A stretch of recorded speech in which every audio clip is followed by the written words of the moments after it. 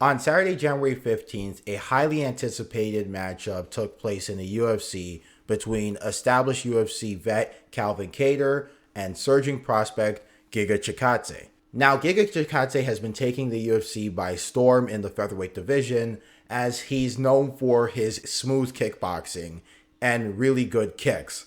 And Calvin Kattar was coming off of not only his worst loss of his career, but probably the worst loss in UFC history, as he got absolutely dominated by Max Holloway. So a lot of people, and I'm not going to lie, including myself, thought that Giga was going to come out on top. But we were in for a shock, as not only did Calvin Kattar win the fight, but he dominated Giga on the feet. And in customary breakdown fashion, we're going to talk about why he did. Honestly, it comes down to one word: pressure. Now, when a lot of new martial artists think of pressure, they think of running at your opponent and not giving him a chance to breathe, while also taking 1,000 shots. And as a result, a lot of martial artists either go one of two routes. They take a lot of punishment early in their career, or they like to play outside and not do a lot of anything. But Calvin Kattar, in my opinion, exhibited this right kind of pressure that I want to focus on. Calvin Kattar enters this zone where you're always forced to exchange. It's this uncomfortable range where you're just inside where you can hit your opponent, but you're not running in recklessly to take 1,000 shots because there is some space between you. In other words, you're still defensively responsible, but you're forcing the issue.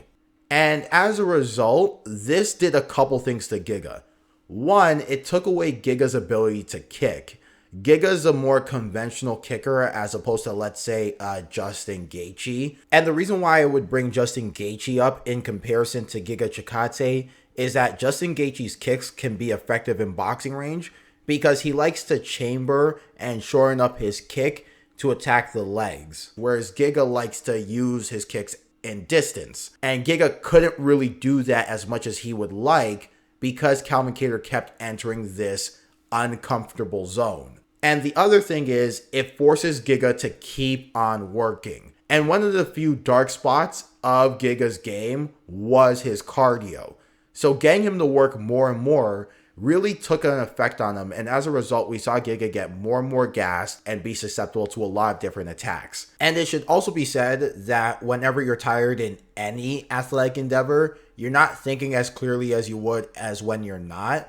And as a result, whenever Giga tried to lash out, it made him a sitting duck for Calvin Kattar's elbows, which were a thing of beauty, especially the spinning back elbow he landed in the second round and the elbow flurry he landed in the fifth that nearly finished Chikadze.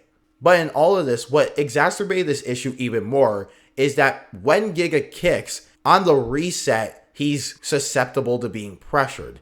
And Calvin Kattar was on this like white on rice. And after all of that, Calvin Kattar comes away with the victory by basically keeping Giga Chikadze uncomfortable.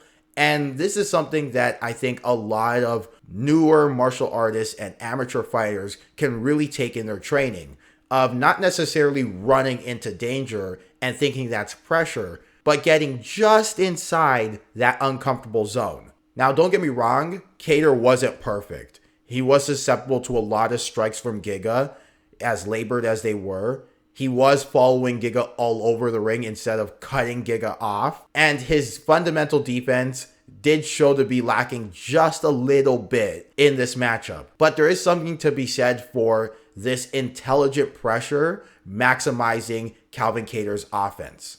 Well, that's it for the video. Be sure to like, share, and subscribe. I'm Michael from The Leg Kick. And until next time, stay healthy and stay safe.